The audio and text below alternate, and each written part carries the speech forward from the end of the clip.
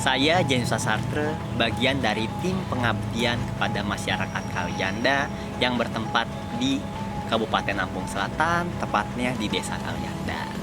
Kegiatan ini dilakukan oleh 10 mahasiswa dari beragam latar belakang, multikultural, dan setiap mahasiswa mewakili ilmunya masing-masing.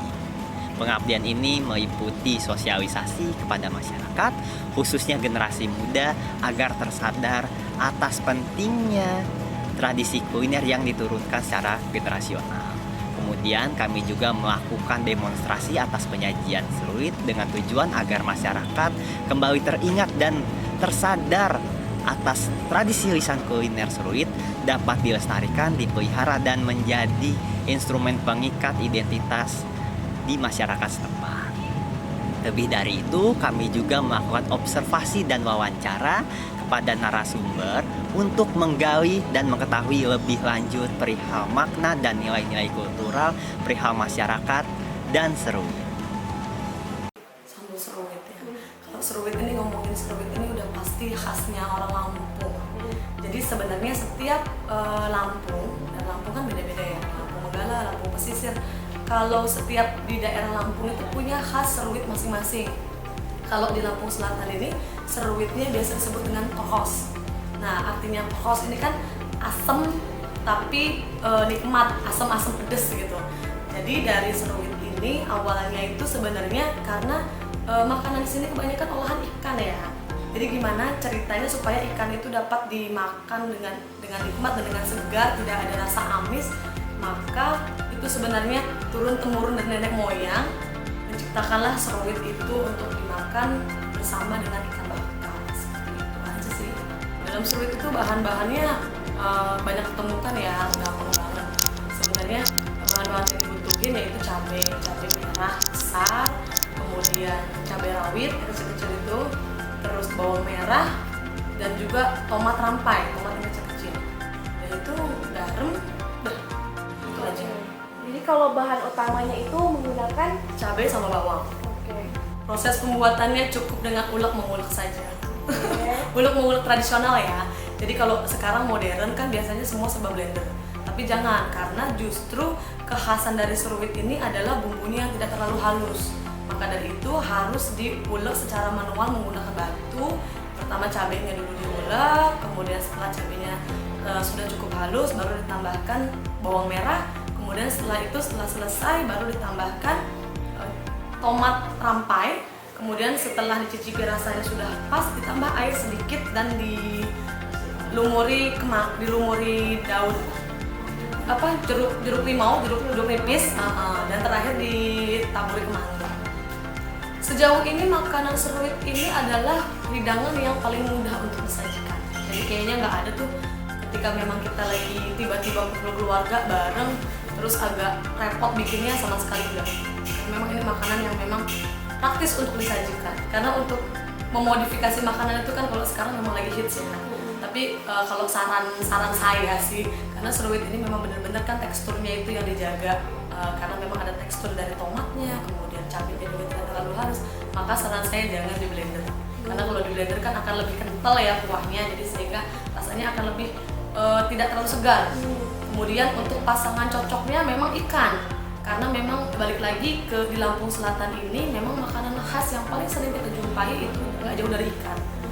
Maka orang-orang di Lampung Selatan ini biasa cara mengolah makanan ikan supaya menjadi makanan yang memang segar untuk dimakan, enak untuk dikonsumsi, dan tidak hanya digoreng-goreng saja. Boleh selain ikannya itu dibakar, bisa juga dengan cara dipepes.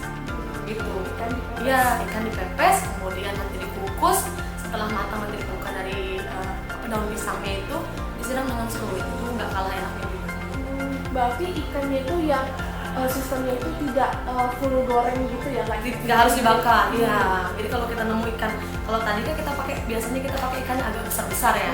Kalau kita nemu ikan kan, karena kalau lagi angin kencang kita nggak bisa nemuin ikan yang besar, sehingga kita nemu ikan yang kecil-kecil. Kalau ikan kecil mau dibakar kan habis ya. Sehingga solusinya itu dipepes.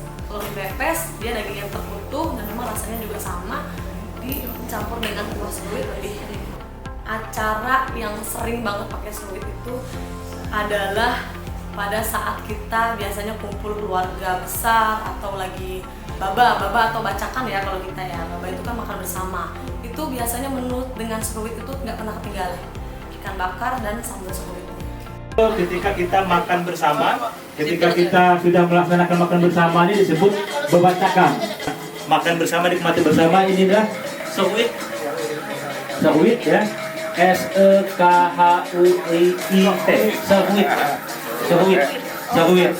Seruit. Seruit itu bahasa secara umum seruit. Tapi umumnya di masyarakat Saibatin Desa Palembapang ini pros. Disebutnya pros, penyebutan lainnya pros, P-E-K-H-O-S, pros.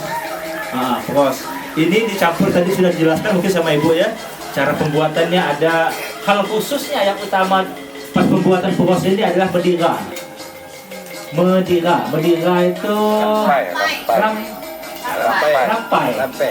rampai itu jenis buah-buahan tomat. Ini ada lepang ini timun. Kemudian ini jering ini adalah jengkol, ya, jering dengan aroma yang khas. Kemudian ini pegaga.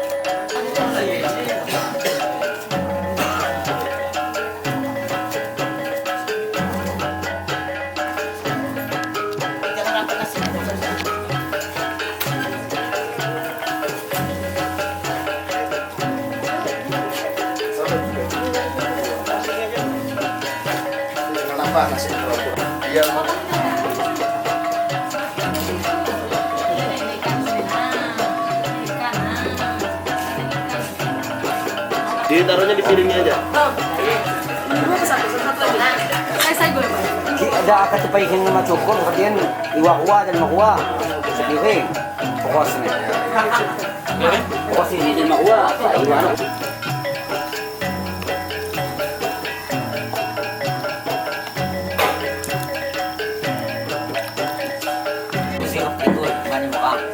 Kopi itu tahun ini ngisir, ini mau ada ngisirnya juga. Ayo kayak ada khusus ya, Pak.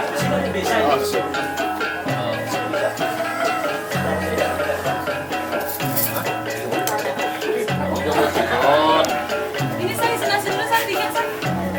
Bisa pegang mesin. Itu curinya macam.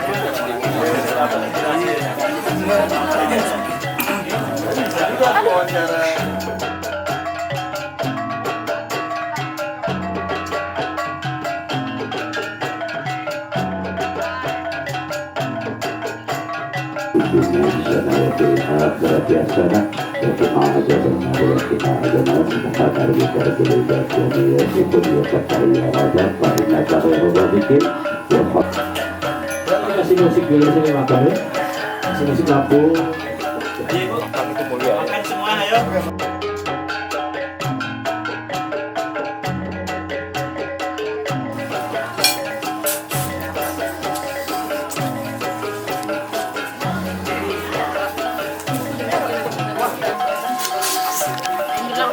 Terima kasih banyak nih atas sambutannya yang baik pada mahasiswa, kemudian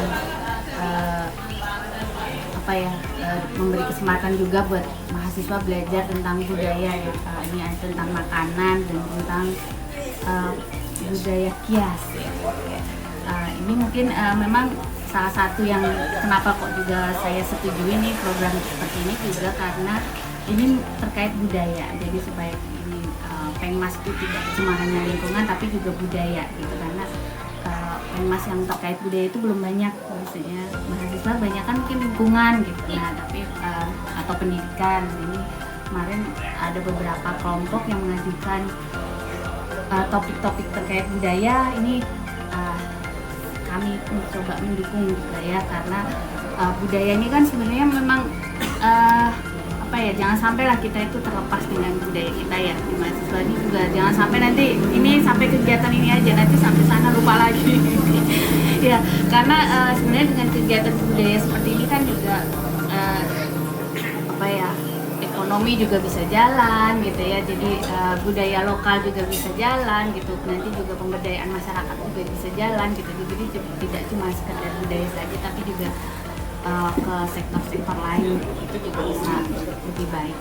Pengabdian ini merupakan bentuk kepedulian mahasiswa terhadap budaya tradisi lisan kuliner Seruit. Mengapa? Karena nyatanya seruit bukan sebatas makanan yang dikonsumsi masyarakat, melainkan sebagai bentuk representasi identitas yang dimensi maknanya sangat luas.